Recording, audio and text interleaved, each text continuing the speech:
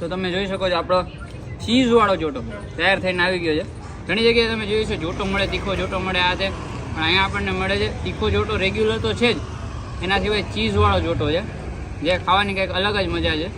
તો હવે આપણે ટેસ્ટ કરીએ ચીઝવાળો જોટો. ટેસ્ટ કરી કેવો આવે એ વાંધો ન આવે ને, આપણે બીજી વાર આવું.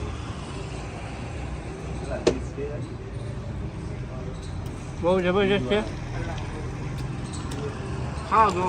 જેને જોટો ખાવો હોય પણ ઓછો તીખો ખાવો હોય એના માટે જે આ ખાલી ચીઝ વિનાનો ખાવો હોય ફૂલ તીખો જોટો તો એ બી અહીંયા મળે છે.